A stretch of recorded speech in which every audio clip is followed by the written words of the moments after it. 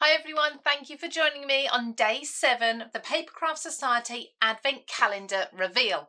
So I've got another textures themed wallet for you today. Again, I'm really excited about this one. I love the project that I'm going to show you, but I'd also like to recap the other wallets that have come before this one. So let's take a look at what we've had so far. Now in wallet number 1 we had this fabulous stag stamp, again from myself from Textures, and we created this card during the Advent reveal and tutorial. We've also got some beautiful ephemera here. We've got some sentiment stickers as well in day 3. We've had a Simply Made Craft stencil. We've got a Made to Surprise die and embellishment set here. Then we've also had from Card Making Magic some beautiful toppers and papers, all Christmas themed, these ones. And I'm actually going to be using these in my project. And here is day 7. Now, if you've missed any of these, you can go back to the first video and you can find a link through to each one of the tutorials showing you something that you can make using these.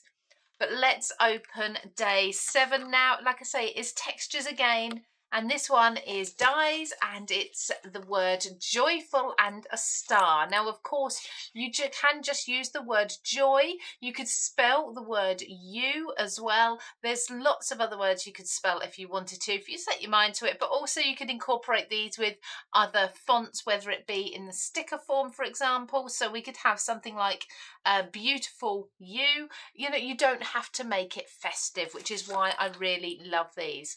Now I'm going to be showing you a technique that is partial die cutting today, directly into our card base. So let's get the materials together. So for this card, I'm actually going to start with a DL card base, but I'm going to be trimming it down a little, and I'll explain why in a moment. I've obviously got my dies from the Advent calendar. I've got the previous day 6 Card Making Magic papers.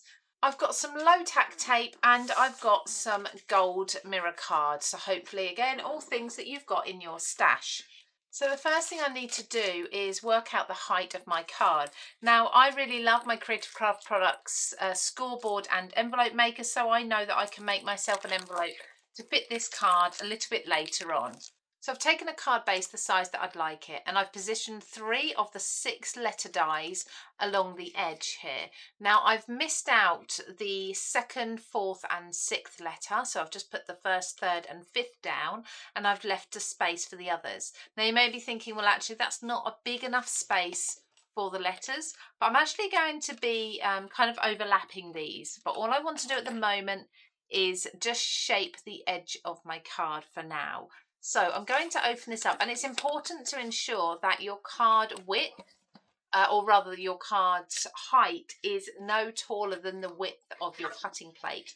Because what we're going to do is put our card underneath our top plate and bring our top plate down so that it's kind of, so this is the edge of my plate here, so that it's just catching the very edge of each of the letters there. So we've got kind of gone halfway over the U. If I just put my hand there, you can just see that the Y is hanging on by the top of it, and the J is just there like so, just the end there.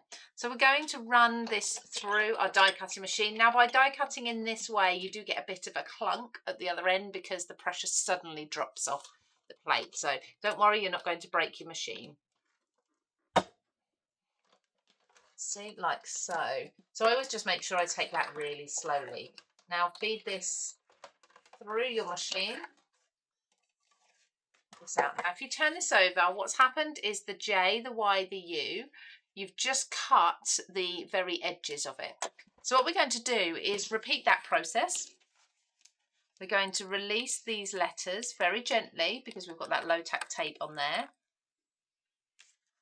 And we're going to lay the other letters over the top where we'd like them to be. J, O, Y, F, U, and L. Again, making sure that the letters, I'll just stick those down so you can see them, but making sure that the letters are not overlapping the edge of the card, but that you can go over the letters that you've already cut. I'm just going to tape those down and then show you. So I've got the O, the F, and the L, and they're overlapping those letters I've already cut. And I'm going to do exactly the same again. So I'm going to put this into my machine. I'm going to place the plate in the same place again as it was last time, and I'm going to run that through. And then you should have your additional letters cut out as well. Now you may have some small pieces fall away. Don't worry if you do, it's just where you've had things overlap. Now what you want to do is take either a craft knife or a pair of scissors, and we're going to trim up that line that we were cutting along with our plates. So we're just going to snip along like so, work your way up, and we're releasing the edge of the card. Being sure just to leave the edge of the letters inside or attached to the card.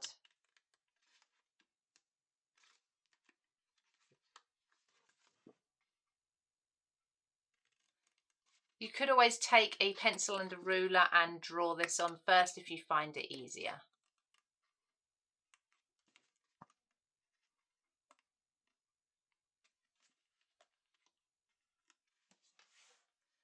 There we go. So I have just the edge of those letters on my card. Now, if you wanted to, you could actually cut through both the front and the back of your card.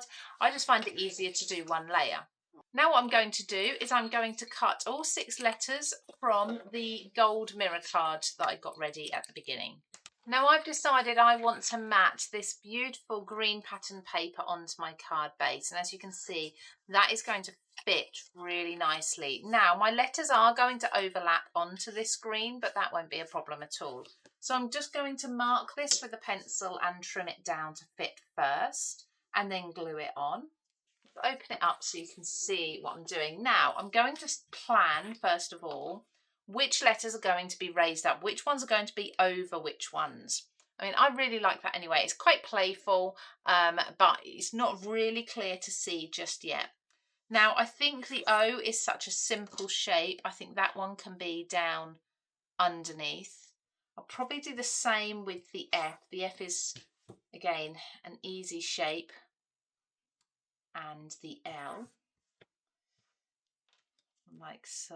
So I'm going to glue those ones down in full, and then the remaining 3 letters I'm actually going to use some foam tape, and I'm going to cut this to lay the letters over the top and raise them up a little bit to give it a dimensional look. So there's my card. I've kept it really simple, but of course you can embellish and add much more in the way of toppers and images here if you wanted to. I think these papers are beautiful on their own. Hopefully this gives you an idea for how to use your letter dies.